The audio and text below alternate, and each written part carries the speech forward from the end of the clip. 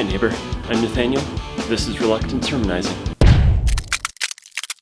In the Christmas story in the book of Matthew, the Magi first visit King Herod to get directions to find the baby who was to be king of the Jews.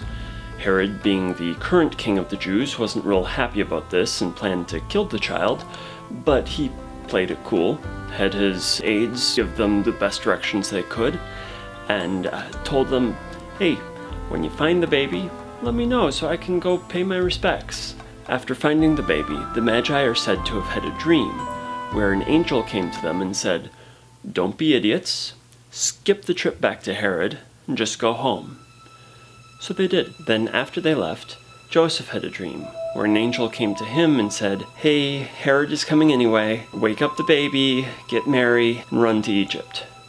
So he did, and he rose and took the child and his mother by night and departed to Egypt, and remained there until the death of Herod. I remember I was in the Maple Grove Public Library when I came across an article that said 2 states with Republican governors would not take Syrian refugees. This was during the refugee crisis of 2015, right after a terrorist attack in Paris. When I first saw the article, I was confused. What constituents are they trying to satisfy? I honestly thought, if they're trying to please evangelical Christians, they've got another thing coming. We've been baptized into a life of following Jesus, and that, if anything, meant welcoming the refugee. But then I saw someone I had worked with at a church post on Facebook. Then another one.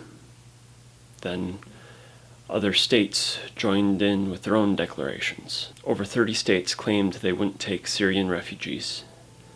And evangelical Christians not only weren't making a fuss, many seemed to be praising this as a good idea.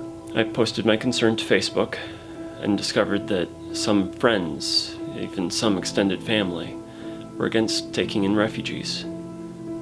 I couldn't believe it. I took to Facebook like never before and never since. In the entire Bible, from Sodom and Gomorrah to Jesus' own teaching, the way of the divine is to take in the refugee, the foreigner, and to treat them with hospitality. If they need something, you give it to them. Jesus equates it with whether you know him or not. Whatever you do for the least of these, you do for me. I mean, good grief. Jesus himself was a refugee. How much more on the nose can you get? My Facebooking obviously wasn't going to hold back the tide. 1 or 2 conversations made it feel like it wasn't a complete waste, but at one point I remember someone writing back, "You're obviously very passionate about this." But she didn't understand. Yes, I want to help refugees, but the frantic Facebooking was less about the refugees and more about her, about my friends, my family, about these people that many of them I used to look up to.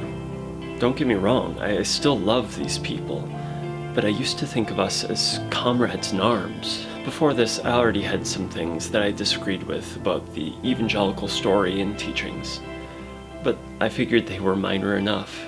We were all headed in the same general direction anyway. But after this, I realized we weren't. So in the next video, I'll be talking about where I think a major part of the problem is. And the video after that, I'm going to start on a series about a post-evangelical gospel narrative that I find helpful.